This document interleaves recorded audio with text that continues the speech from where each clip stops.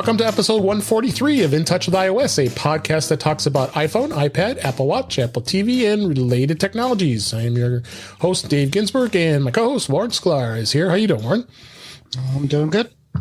It feels like it was just Thursday. Yeah, it was like a week ago. I know, that was a quick week, I guess. Hey, you're sounding really good. You got that mic really. I haven't you haven't touched it. And I put super glue. I put crazy glue in the settings so I don't move anything. That Behringer mixer of yours. Yeah, and welcome back. We also welcome back to the show, Mr. Jeff Gamet. How you doing, Jeff? Glad you're here. I'm doing great. Thanks for having me back. It's always a blast to get to hang out with both of you.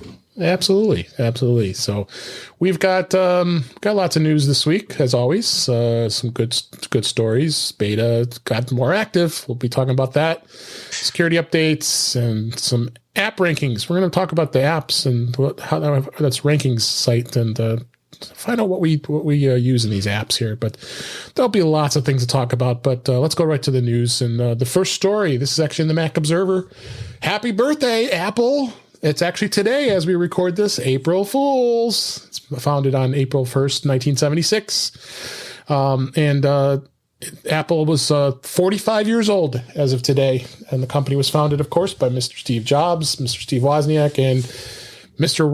Ron Wayne on this day. Mm-hmm. And we have to always kind of chuckle to say how much of a billionaire Mr. Wayne would be if he wouldn't have got cold feet and left his company there a few days after they had incorporated. So what are your thoughts and history of Apple, Jeff, and where things have gone all these years? And I know that's kind of a loaded question, but there's just so much Apple has done for this world for all those years. Oh yeah. Well, I mean, Apple for me, no better way to say it. I've been on the Apple train for a long time. Yep. Like I remember getting to use Apple II computers, not even 2 Plus, yep, but Apple II computers back in the day, and learning how to program in BASIC back then, and this will kind of date me. My first computer that was like actually my computer was a Franklin Ace 1000. Oh my gosh! An Apple IIe clone. I remember those. And and it was great. And I think that my appreciation and enjoyment of computer technology would be very different today had Apple not been a big part of that. Yeah, I agree. Yeah, I got in late. But I did use Apple IIs when I was in high school, so that dates me as well. So the Apple II was the program, the computer to use in the lab in my high school back in those days. And one game really stands out to me that I played on the Apple II was the Brusky Duck. Do you remember that game? I forgot about that game. Yeah, it's still in my mind to this day. And Cranston Manor was another one. Cranston Manor. Yeah, the one that I was so hooked on. Actually, there were 2 games. The first one was Lode Runner. Yep. And I got into making Lode Runner levels, and in college, people would come to my dorm room so they could play my Lode Runner levels. And the other one was Ultima 3. I remember that. I think it was Ultima 3. And I lost a lot of sleep playing that game. Yeah, and I did basic. I was doing basic programming. I remember doing that, and then I got out of high school and was a bad direction in my life, and didn't go into the computer world and went the wrong direction. But I came back in 2005 and with Apple, and I've been here ever since. So, any memories for you, Warren, with the Apple and their birthday? We crossed paths a few times in my life, I think. I have vague memories of them being in my grade school. Maybe being in 5th grade and seeing something like that. How old are you? Like 12? That's right. Well, I'm turning 50 next month. So So wait a second. Does that even make sense? You were probably 76. Yeah, no. It makes total sense. It was founded in 76. I was 5 years old. 45 years ago. Yeah, that sounds about right. So there was maybe some Apple computer like in the 80s, like the 80. Yeah. I was 10. So let's go with it. So I remember that. And then I took a course, not a course, but a child programming thing once, and I remember them being Apple computers, and I think one of my friends had one, and I just remember being amazed with the paint program. Like I would go over his house, he had like one of the early Apples with the painting, whatever they called it, paint. Microsoft called it paint. I don't know what Apple called theirs. Anybody? It was. I think it was Mac, Paint. It was Mac Paint. Mac Paint. That's it. Okay. If it was on the Apple, and Windows was MS Paint is what it was. So that's what they did. So I remember doing that, and then then kind of got geeky and did everything. So, but mostly Windows stuff. Well, that's also, all we do. Ronald Wayne says he's happy that how he is. He's saying if he would have got all his money, he wouldn't have been as happy as he was. So. Yeah, he is happy. I mean, granted, he's living on Social Security. He lives in Nevada, and I mean, he could be dead. Who knows what would have happened if he, whatever. He's good. No, good for him. Yeah, Yep. It's just some people were like, why did you do that? But hey. Well, I mean, he had to make the best decision he could with the information available to him, and he did not have a time machine. Yeah. No, he didn't. Therefore, he did what he thought was right. Forrest Gump and Lieutenant Dan did pretty well. I'll tell you that much. For the They Apple stock. did. Yeah, they bought something in that fruit company, and they did okay. Now they own a lot of bubblegum shrimps. Bubblegum, restaurants yeah. all over. Yeah. That's right, Bubba Gump. So, all right. Well, happy birthday, Apple. We all love your products. So it was depressing. that was a depressing presentation of your birthday. Yeah, no, it was. I think we're all very pleased with the products we get from Apple. So, but speaking of depressing, Microsoft shuts down Cortana app on iOS and Android, as expected. Microsoft today discontinued the Cortana mobile app. As a result, the company ended all support for third-party Cortana skills and eliminated the Cortana app completely. For those those of you who are unfamiliar with Cortana, it's a Microsoft version of the S Lady or the A Lady, and it's AI-based personal assistant that was really bad. I don't think I have to go on very much on this, but other than the fact that RIP Cortana, don't you think, Jeff? The big news here is not that Microsoft discontinued the Cortana app. The big news is the Cortana app was actually still a thing all the way up until today. I had no idea. I assumed that it had been gone long ago, considering Microsoft has really changed their whole strategy with Cortana and the focus. And I had no idea. So when I saw the news, the big surprise was Cortana was actually still a thing. I said, no surprise. The surprising part, it's surprising that there was actually one voice assistant that was worse than Siri, and that was it. So, I think they're all equally bad. Yeah, they have different things that each is better at, and they have different things that each is worse at. And I say this as someone that probably needs therapy on some level, because I actually have all three voice assistants in my living room. Yeah, we did. We all did. You think you need therapy? I need therapy too. No, I'm the same thing. I have. Yeah. Let's start a support group. Yeah, I got the home hub sitting right here in front of me. I got HomePod above me, and the A Lady behind me. You could jury rig, your iPhone to say to respond to OK Google and it's the Amazon one too. Echo. But it's convoluted. I tried it once because I have a few HomeKit devices that only work with like Amazon and Google and not with HomeKit. So I tried the whole thing. So you got to say hey SE, tell GG to open up, and it was a pain in the butt. So, anyways, Cortana I had on my phone at one point. I played with it. They're all the same for the most part, but yeah. All I know is when you set up Windows for the first time, that's the first thing you turn off is Cortana talking to you, telling you how to Windows 10, Windows 10, no Cortana, no. I'll just turn. If you don't want to hear me, just turn out. Yes, leave me alone. All right. Next story. Both of these are all been Mac rumors. Uber, their iOS app, could soon include augmented reality directions for finding your driver. What a concept! Uber the driver finds you. You don't find the driver. I don't understand how that goes. Well, Uber apparently is working on an augmented reality. Uber in Vegas.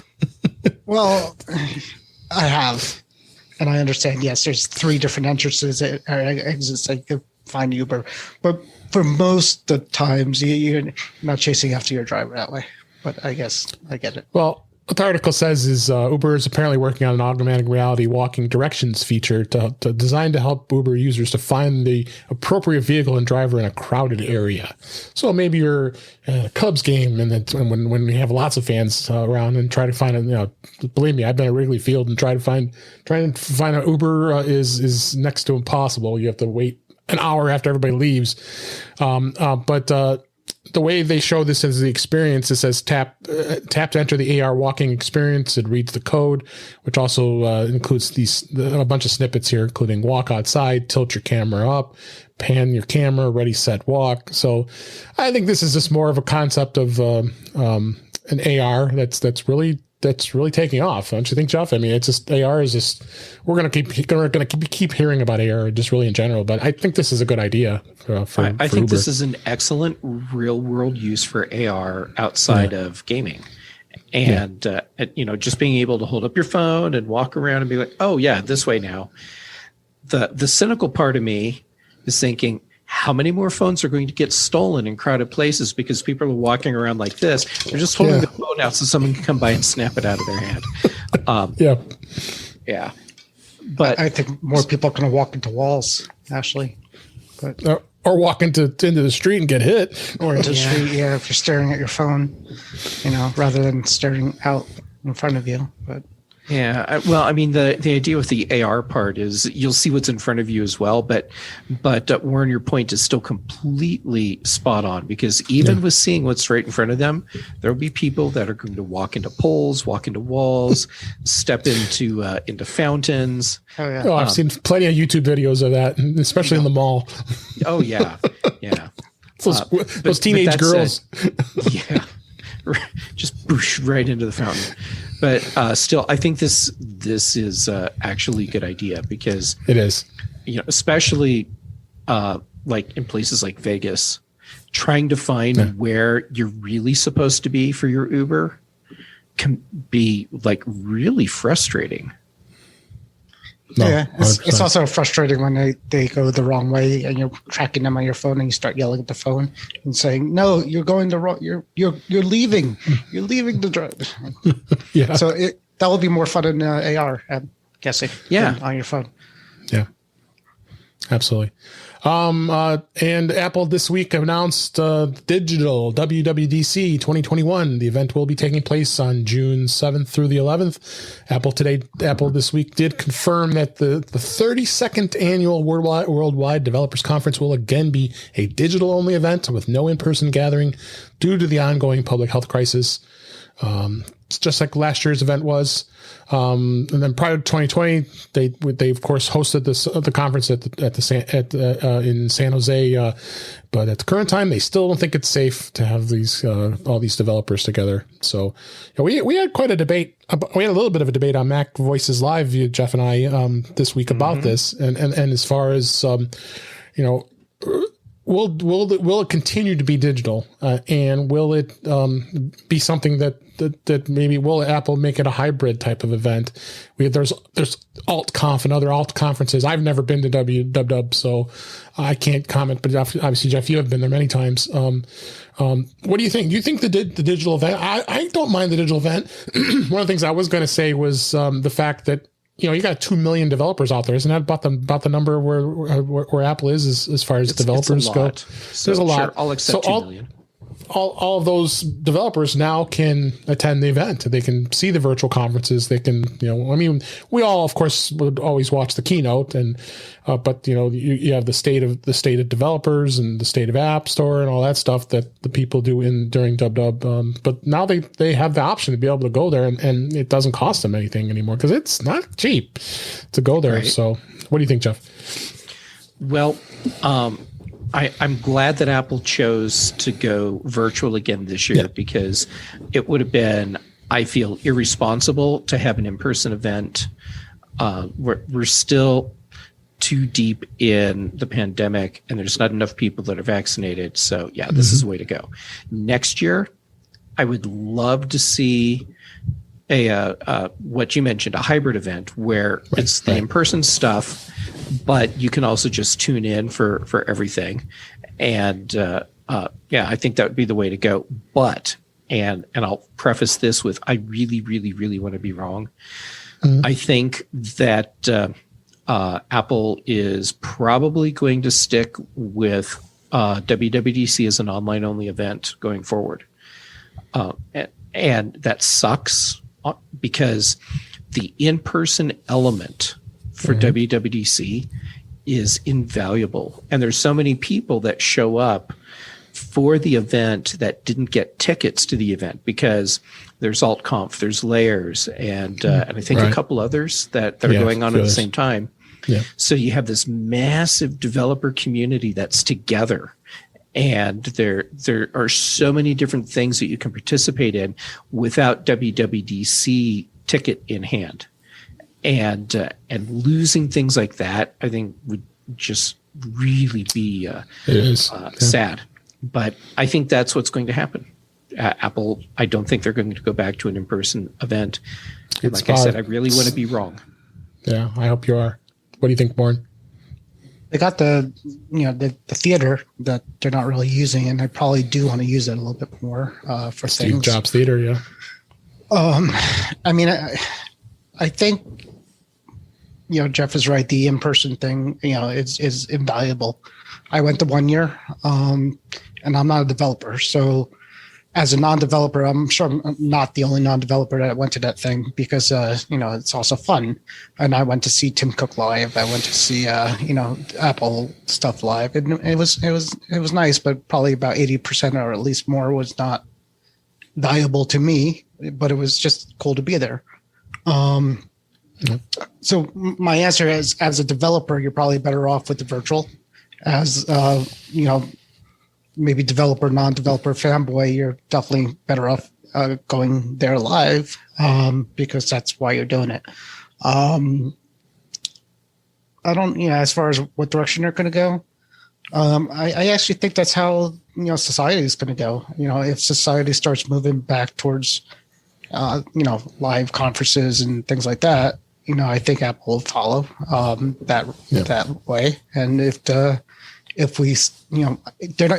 they go hybrid, they're not going to be the only place that goes hybrid. It's going to be CES. It's going to be all these other tech conferences that are out there too. Right. So that could be the best of both worlds for the people who can't go and people who still can't go. So see how it goes. I hope they do go. I hope they go at least hybrid. That is, and I would hope a lot of these conferences, take that into an account. I mean, I believe CES is going to do it next year.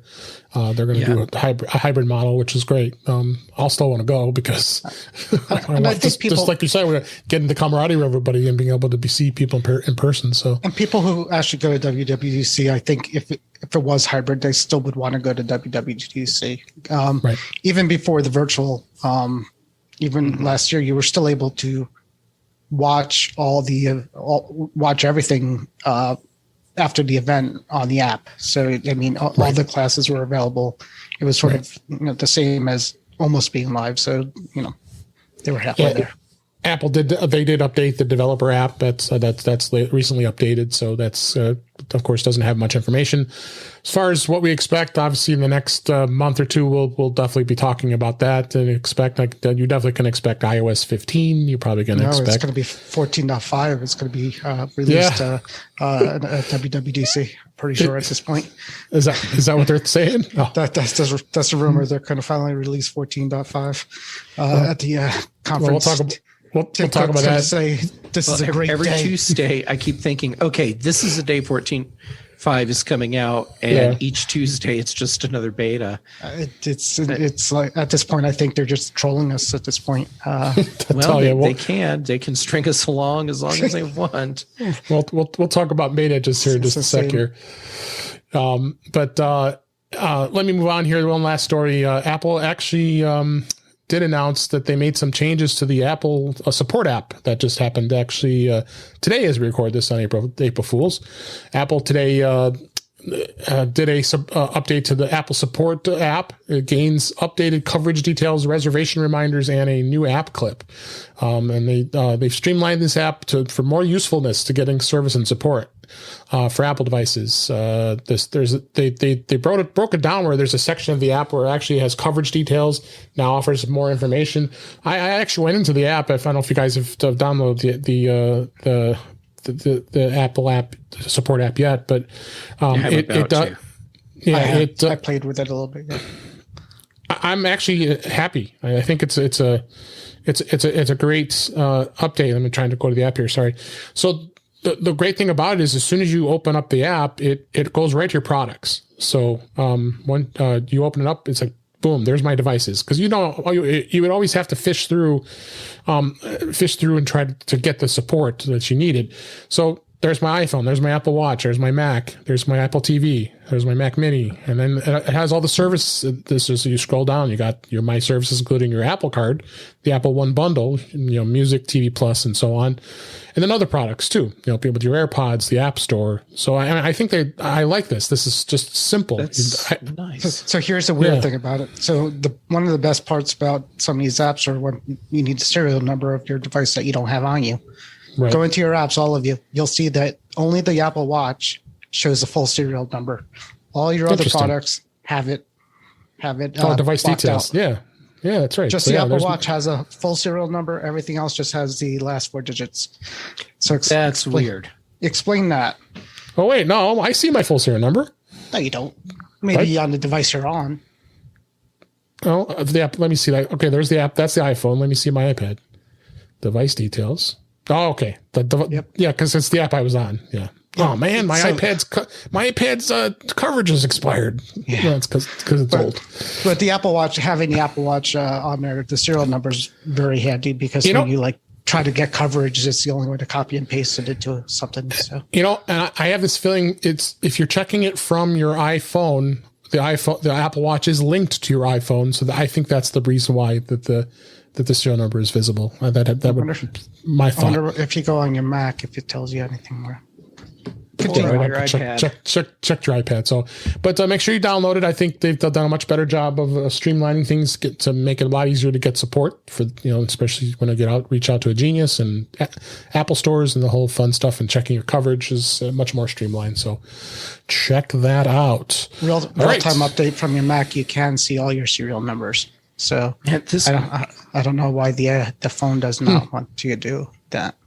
Very strange. This does look a lot nicer. It does. Oh my God. I had to tap show more. You probably have a lot of devices. Yes. I had a few on my list. Okay. And I have to scroll to see everything. Oh my Lord. I went through my list. That's how I found out. Do you own all those devices? Going through the list is how I found out Guy was still on my iCloud when I sold him his my laptop. Yeah. There's an extra MacBook Pro on here because my 15-inch MacBook Pro was replaced by Apple at one point. At least the motherboard was, so it appeared as a new one. So so there is one extra device on here. Got it. All right, that's the news for this week. Let's important. Make sure everybody upgrades. And if Apple did release 14.4.2 that fixes an actively exploited security vulnerability that happened last Friday. So it'll be about almost a week ago before, as we're recording this. It's a minor security update, but it comes close to 3 weeks after the release of 14.4.1 and a month after 14.4. The update can, of course, be downloaded for free through the software updates and eligible devices. You just go to Settings, General, and go to Software Update. According to the security support document, the impact is processing maliciously crafted web content may lead to universal cross-site scripting. And Apple is aware of this report and this it had been actively exploited. So for those of you who are not on beta, which is me on my primary device, make sure you do your updates. They also release an update to older devices that are still running iOS 12, so 12.5.2. That is also going to be available for security updates. So I can't stress enough, it's a security update. Do it. I don't think that hasn't been. You guys heard anything? You definitely don't want cross-site scripting, whatever that is. It sounds bad. But you don't want it. It sounds like something you don't want to have happen to you. No. So, but whenever Apple says it's a pretty substantial security update, you really should. They could have said install it. It prevents kitty fur balls, and you would still do it because you don't know what it means. So, yeah. Well, just all we have to say is, for those of you who don't care, WebKit or scripting or any of that stuff, when they say security update, just do it. I say don't do it. Just wait for 14.5. You'll be fine. Okay. Just don't do the updates. Out of a protest. A protest to Apple. I'm not going to update my device until you give me the actual update I want so I can wear my stupid mask and use my phone. Anyways, go ahead. Well, there are people who don't show Apple, Warren. I'm showing Apple. I'm going to tell all the customers not to update. Speaking of showing Apple, Beta Updates. 6 was just released this week. So they just released the sixth version of iOS 14.5 beta. It's a public beta, is available as well. Of course, the unlocking with the Apple Watch was the big change and all that stuff that's in here. But there was some interesting things in relation to diversity. The fact that now Siri's voice is not going to be defaulted to a female voice. There are new choices that were added here. We have an article back in 9to5Mac that referred to this. Apple had said that they're excited to introduce 2 new Siri voices for English speakers and the option for Siri users to select the voice they want when they set up their device. This was a statement from Apple. This is a continuation of Apple's long-standing commitment to diversity and inclusion in products and services that are designed to better reflect the diversity of the world we live in. So the report did go on to explain that the new voices are use quote unquote source talent recordings that are run through Apple's neutral text to speech engine, allowing the voices to flow more organically, even when phrases are being generated on the fly. And I haven't even listened to them yet. Warren, have you listened to the new voices at all? I hadn't a chance to do that. Yeah, I changed it to the other female voice, who sounds a little bit more laid back and a little bit more flowy, like going with the flow, hey Siri, do this. Hey, you got it, dude. Except what really happens is she just, sounds better when she tells me she can't do what I'm asking it to do. But for the most part, the voices are pretty much the same. I figured. And I don't understand the diversity part. I mean, I guess male and female is what they're talking about in the diversity, because yes. I was actually biased. It shouldn't be female. I mean, it should be a choice. I was going to see if it was, if one of the voices had more of a dialect, or maybe something to do with the skin color, or things like. It's nothing like that. It's just boy versus girl. And again, one sounds a little bit more natural and a little bit more like I'm having a conversation with you rather than just the old Siri. But I don't know. They're getting a little too far with the diversity. They should have just said, "Hey, we added 2 new voices." It's a new world out there. Yeah. At this point, they're just going to have to add a robot voice as a default voice. So it's not partial to either. Yeah, it's going to be Yeah. Beep, beep, beep, beep. Jeff, you're itching to make a comment on this. Do you want to hear it? I'm just I don't thinking know if you wanna that we hear need to him. get Warren and the S lady into some therapy sessions together because there are clearly some issues that need to be worked out. Hold on. Hey, S lady, where can we get therapy for Warren and you? Were you trying to try to play it? Yeah, I've been playing with the new voices, and right now I'm using the new female voice, and for me, the male voices tend to get a little bit muddy sounding sometimes, so I just use the female voices. So we'll see how this one works, and as far as giving people an option at setup, if they want male or female, I'm totally cool with that because for a lot of people, they've never been given the option to express themselves through gender, sexuality, and giving them options, giving everyone options. Absolutely. I think is good. So I do too. That's I have just a tip. Don't try to use Siri while doing a podcast because I tried to use Siri on my phone just so you guys could listen to it, and all of a sudden all my audio stopped on my Mac. So this is why he lives in beta. This is the exact I don't example. even think that's a beta issue. I think it's this handoff thing that just never worked right. But anyways, that was fun. Yeah, That's okay. actually, Warren, you just hit on something that I really wish Apple would address. Yeah, and that's which handoff. device grabs the S Lady voice. Yep. It used to be pretty good, but it's gotten progressively worse to the point where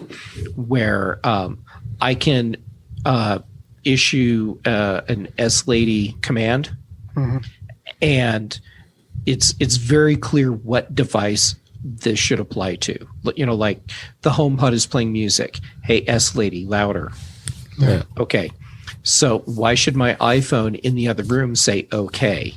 Yeah, I get And the that too. HomePod doesn't get louder. Yeah. Or And with all the devices we have, it's like you just throughout the house, you just hear, yes, can I help? Hello? yeah, or I have an alarm that goes off, like a timer. And so I'll say, hey, S Lady, stop.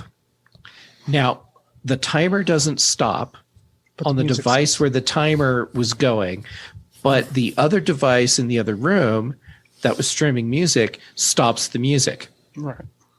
And yeah, it's very I mean, same thing with AirPods. I mean, I had to shut off the auto connect over to the AirPods because it would mess me up here on the podcast because I connect my AirPods to my Mac, but then my iPhone it was turned on for auto, and so was my iPad, and it would just, you know, if I move my iPhone nearby, it's just, it connect. I'm like, oh, don't do that. I very So I'll just rarely turn it say, off. hey, yes. I usually will hit the appropriate button for the device, like the watch or the phone at this point. That's what I want to do. And then I turn off the Mac Siri because it's not useful.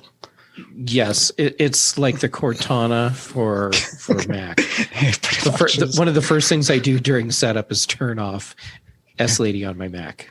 And when I had a Mac with a touch bar, that was even worse because he was just hit the button that launched it. So you had to turn that off too. You know, every time he tried to do anything. Oh else. yeah, yep. I had to disable that on my touch bar. Yep. And then the other thing that was discovered was Apple introducing a battery recalibration tool for the iPhone in 14.5, and they are saying that this was a 9to5 Mac that found this. It's in the iOS 14.5 code, which will show up for users who have experienced reduced peak battery performance. And the code does reveal an URL to a support article on Apple's website, which they link, that now is live, that provides more details about this feature, which I, of course, didn't even click that link, and that's an Apple support article. Yeah. So this is understanding recalibration of battery health reporting system on the iPhone 11 Pro, and 11 Pro Max. In other words, older phones that have the issue with their batteries starting to diminish in performance, dropping under 100%. So that's interesting. I didn't even know they were doing that. So to see where that goes to, I think the battery do this on the iPad. That would, that's on the the thing. iPhone. It doesn't mention anything on the iPad, just the iPhone. Yeah, Well, not a lot of people have problems with the battery on the iPad. Some people do when things go wrong, but for the most part.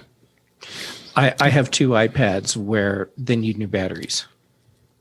And there's nothing on the iPad that lets me really look at the battery health. I don't think it does. And now that you say it, my mom has an old 12.9 that has a shop battery, so she just leaves it plugged in all the time too. Yeah, and one of these days when it's safer, I'll get the batteries replaced. But in the meantime, there's no options for controlling battery performance. No information about your battery health. Just, hey, here's what's using the battery. Gotta talk to Cal at iMan Max. Maybe they'll do something for you, huh? Oh, Cal would be more than happy to replace the batteries for me. I just have to figure out a way to safely get 2 iPads over to the UK and back to the United States.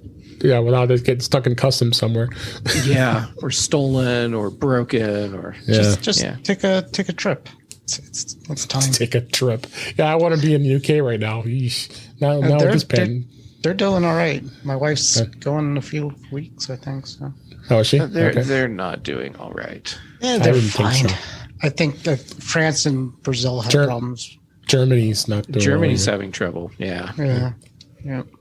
What it was Brazil that the president told everybody just to stop being so dramatic. Did you hear that? Oh, it's like 4,000 people. 4,000 people died today, and the president says, "Stop being so dramatic," or something like to that effect, which was fun. Another topic I wanted to bring up. This was actually a story in Mac Rumors, but I thought it was a good topic for us to talk about. Android rapidly losing users to iPhone. Android appears to be rapidly losing loyal users to the iPhone, according to a recent survey by CellCell. The survey examined brand loyalty of 5 major smartphone makers, the preferred brand of choice for switchers, factors, and brand loyalty, all that fun stuff. And according to the findings, the brand loyalty for Apple is at an all-time high at almost 92%. No surprise. Wow. Up from 90.5% in 2019. So it's dropped, went up almost 2 points. Samsung, on the other hand, has a loyalty rate of dropping of about 11.7% from 85.7 in 2019 to 74% in 2021. Apple users were found to also have 18% more loyalty to their brands than Samsung users, with as many as 26% of Samsung's users intending to switch to another brand the next time they upgrade. So really, I can go through on with this, but I think really the biggest thing is, and I think we're starting to see this now, is Samsung is in trouble with the Android with their device with the S21. There were already rumors of talking about maybe they might even drop the Note, which was supposed to be their big flagship phone, and but I hear more and more that people are just are fed up, and I'm not surprised. I mean, I think Android phones are just so all over the map. There's so many models out there. There's so many different versions of the OS. The OS is never updated. I mean, I can go on and on. Jeff, what do you think? I just don't. I'm just not surprised at all about this.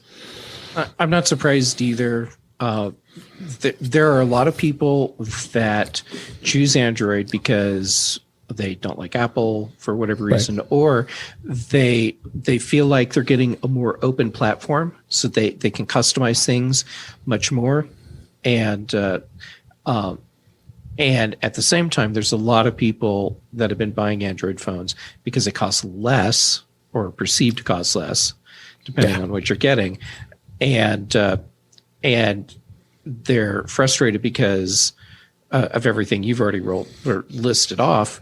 Yeah. And so they're deciding to go to an iPhone because they want something that they feel is going to be more reliable, more secure.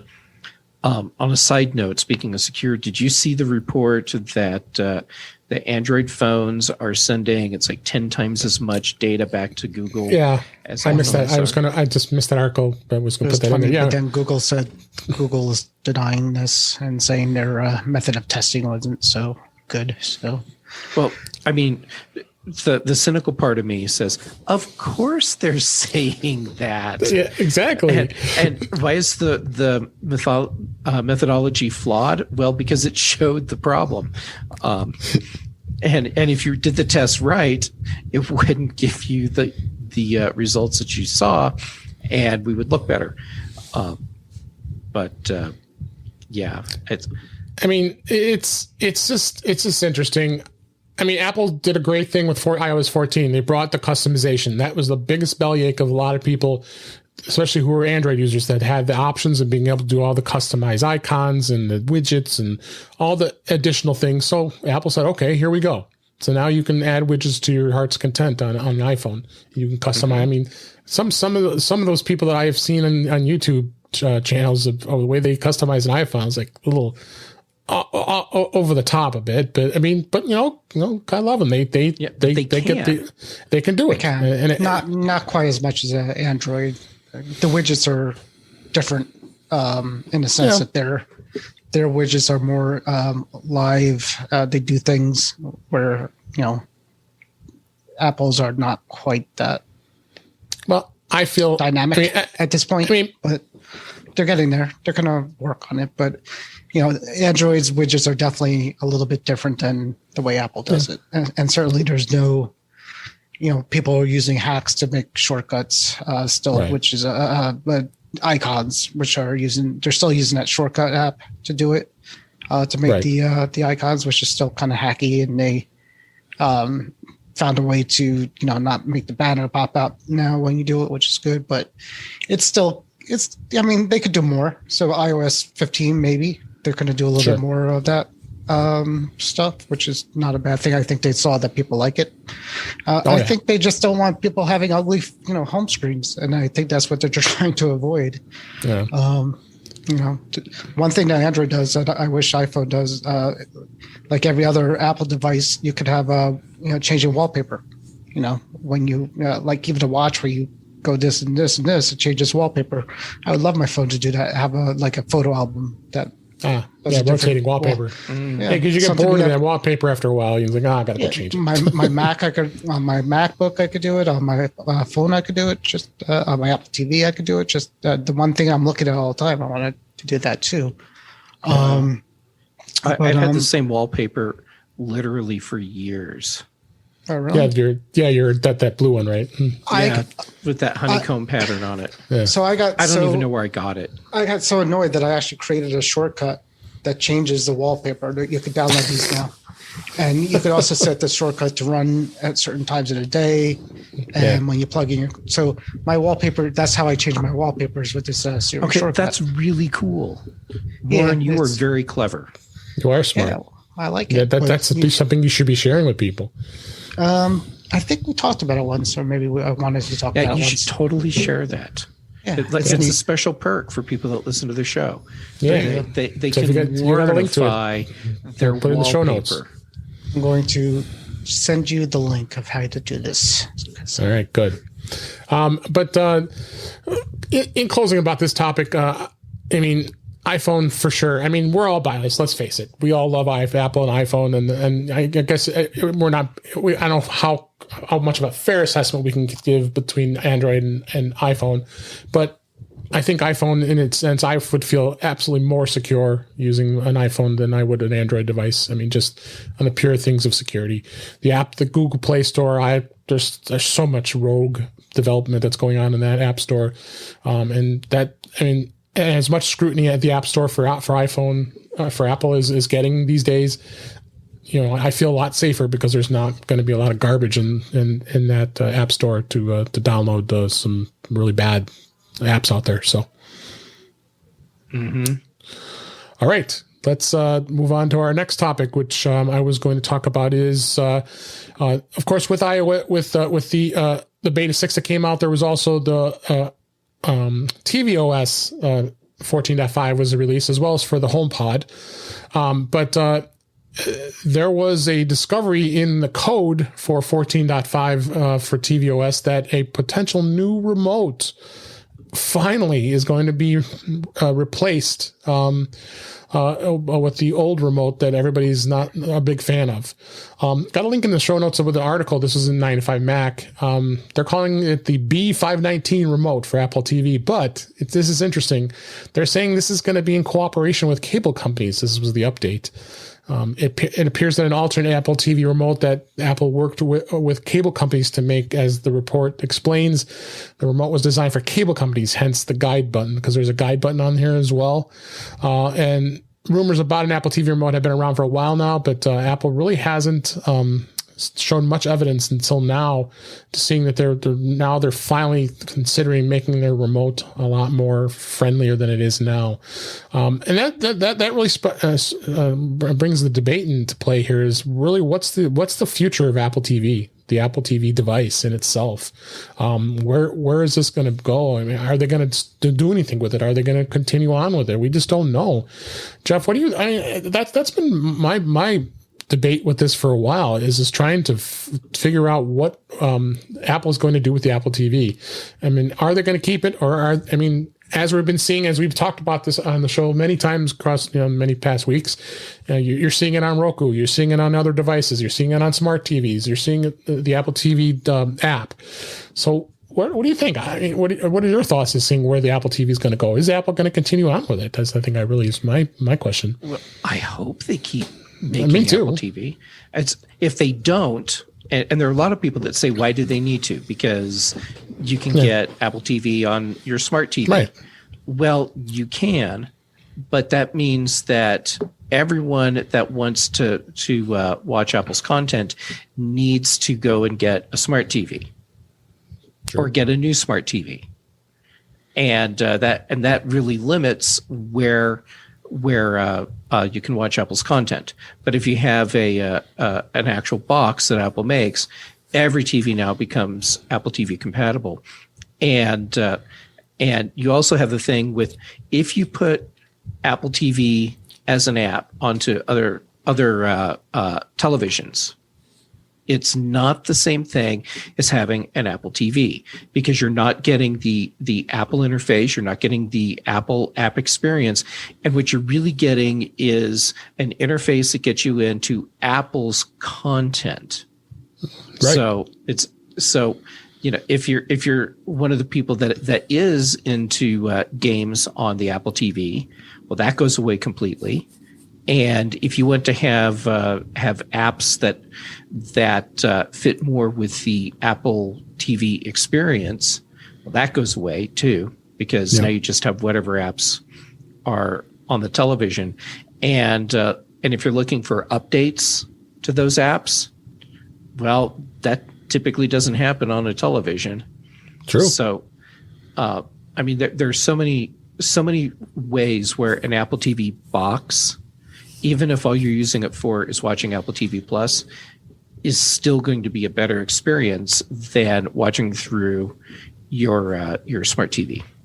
Yeah. And again, I think more of the topic here was about the Apple TV, but as well as the remote. I think the remote, and we've had plenty of discussions about the remote. I've got the Function 101 remote that's been pretty nice, but of course that has limitations, no Siri, and such. But I think there's a future with this. I mean, Apple obviously has quite an investment in Apple TV Plus, with a lot of content that they're coming up with and signing major deals.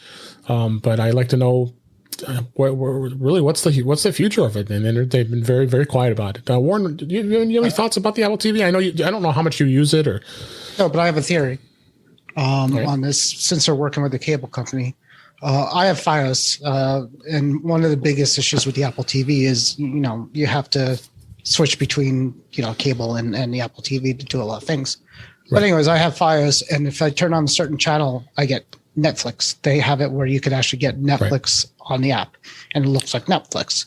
So Apple's working with the cable companies, and they're, the technology could be there to work with Xfinity and Verizon and Frontier to say, this remote is going to work with your cable box, and if you hit this button, your cable box is going to send you to the Apple TV app. just like it does in Netflix. And that's going to be the future of Apple TV.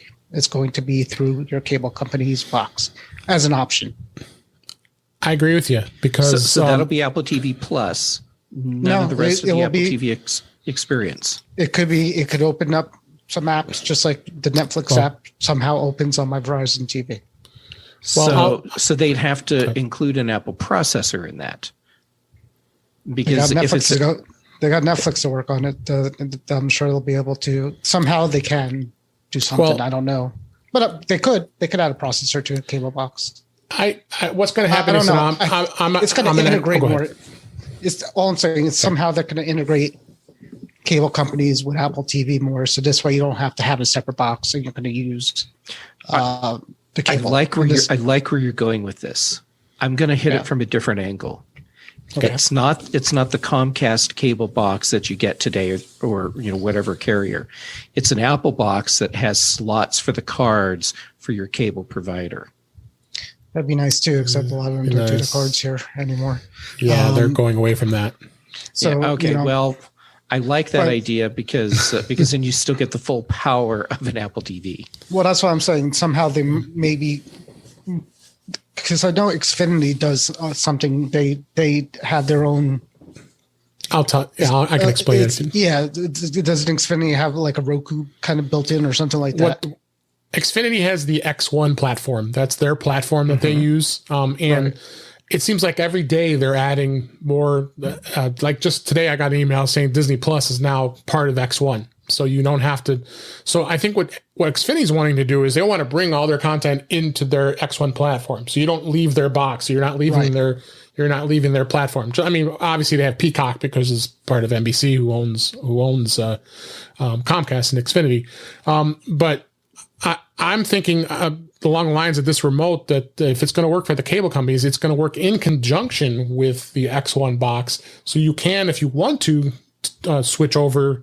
Like you were saying, I like your theory that you could switch over by pushing the input button off on the remote, and it's going to switch you to the platform automatically. So, like what we're doing now, I have a home theater. I have to switch between sources on my receiver.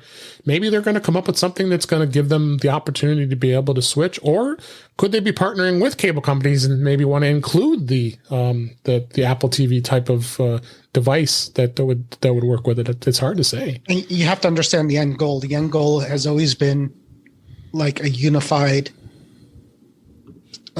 guide that basically you could tell your remote, I want to watch this, and it goes through all the apps, and it goes through cable TV if you have it, right? To get the content. And basically that never happened. That's what that's what the Apple TV app was supposed to do, but a lot of players didn't want to play along. You can't do Netflix with it. So, getting, cable integrated with that, if you have cable, would be a game changer. Some people could get basic cable and pay for the apps they want to have and still have a unified guide and an easy way to get through all of that. Because when you ask people what the issue with cord cutting is, like my wife, is I don't want to have to deal with all these apps. And that's the big issue. Exactly. Yeah. And my wife's the same way. I mean, as much as I like to cord cut and go to other services, and we probably would save a little bit in the long run, it's just the X1 platform makes things so much easier for her and for everybody, really, because you've got a DVR, you've got all the X1 apps, you got all the content that's accessible through there. Granted, I'm not a huge fan of the X1 platform, to be honest with you. I just don't think it's that great. It's slow. It sometimes it doesn't move around real easy. And if Apple made something like that, if Apple made something like that, it's hard of to course say. There's ways to make this happen, and the big stumbling block that I'm seeing, Warren, you already brought up, which is getting the unified interface, and Apple tried to do it, and a lot of the companies chose not to play along, which means that you still don't have a unified interface. So much so that even though a lot of the content that I watch through my Apple TV, I could just use the TV app and it would be all in one place. Yep. I don't bother because not enough of the content is there So I would have to remember when I could use that versus going to the actual app. So I just always go to the actual app. Yep. And for a normal user, all it takes is one time to have to go through that, and they're like, I'm not. Yeah, and they're done. When they're not going to do it again. The more technical people like, I like it. We can do that because we like to play with different programs, but most people. I mean, I've got every device here: Roku, TV, the TiVo, Stream. I have them all here, but I'm crazy. I mean, I have a disease just like we talked about with home speakers. I got the disease with, was it Roku, Fire, TiVo, Stream. There's too much with all that, and there's too many apps. I mean, the cable companies would, I think, be okay with all this cord cutting because they're still selling you the internet, and as long as they're selling you the internet and a basic cable package, they'll be okay. They'll still make their money, and so I think. That's going to be an option. Definitely going to be interesting to see where Apple goes. I'm hoping they stick with it. I mean, I think Jeff, you agree as well. I really like the device. It is pricey. I agree. I mean, when you can go buy a $30 Roku device that works perfectly fine. I had family members that wanted to buy. I said they needed to get an upgrade because they're using like a Fire Stick, and you have no space to download. It's funny that you don't have no space to download any apps because it has 4 gigs of that of memory. So every time you want to download an app, you got to delete another one, make room for it. So, I mean, you could buy even the next step up on the Roku. It's still only $79, so it's a lot cheaper. So I think there's Apple has to rethink that. I have a 4K Fire Stick. I don't have a 4K Apple TV, but I have a 4K Fire Stick that was $60 and plugs into the back of the TV. And it's it's not the most beautiful interface in the world, but just as an FYI, Roku and Fire TV have iOS apps, just like you can the remote app for Apple TV.